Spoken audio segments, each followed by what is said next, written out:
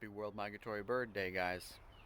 Got the old virtual birding gear on, and in honor of this day, I thought it might make sense to take you guys on a little walk around the yard, and I can show you guys a few things you can do to help out migratory birds in your own backyard. Let's go. One of the things you can do to help out migratory birds is put up birdhouses. Some folks call them nesting boxes or birdhouses. It's the same thing.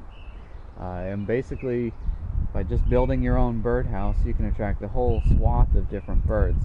Many of the birds that will come to your birdhouse and use it might be resident species, but you could also get some migrant species. So resident species that would use a birdhouse in the yard would be things like chickadees, titmice, nuthatches, and then for migrant species you could get things like bluebirds, house wrens, all kinds of stuff will come to a birdhouse. So just by putting that out and following directions as to proper placement, you can actually get a whole bunch of things. And what better way to help out birds than by providing them with a place to live? A lot of the reasons that people don't have success with attracting birds to their birdhouses are because of the placement of the box itself. If you put it in a spot that isn't really appropriate for the birds that could use it, you're probably not going to have anyone move in. It's a lot like a bird feeder. You need to provide cover. If you put a bird feeder in the middle of nowhere with no cover around, the birds aren't really going to want to use it either. So yeah, but that's an easy way that you can actually help out birds, just putting a bird box in.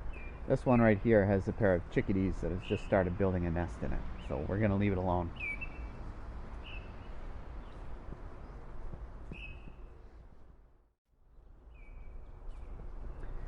Another way you can help out birds, migratory birds in particular, is by planting flowering trees. This time of year, early spring, when these trees are flowering, they're full of insect food. Tons of little caterpillars and everything else. And a lot of species like the new arrival Baltimore orioles, but also things like northern parula, will actually specialize on picking insects out of flowers.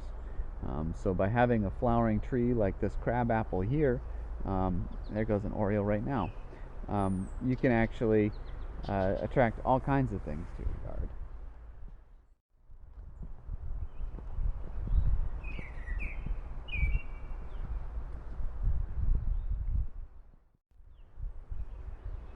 So you'll see here that it's the beginning of May, coming towards the middle of May, and I've still got suet out.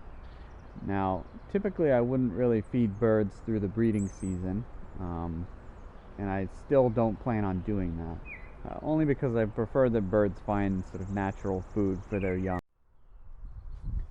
But if you might be able to tell from the sound here, it's very cold and windy right now, and they're even predicting snow in some places over the next day or so. That means that a lot of the birds that just came back have a threat of sort of getting shocked by the cold. They might not be able to find insect food very readily, so by providing a little bit of a buffer for the just inherent randomness of weather these days, you can actually help out migratory birds as well. So I suspect over the next couple days we'll get some interesting migrants, like maybe these orioles, actually using this suet for food if they can't find anything else right now.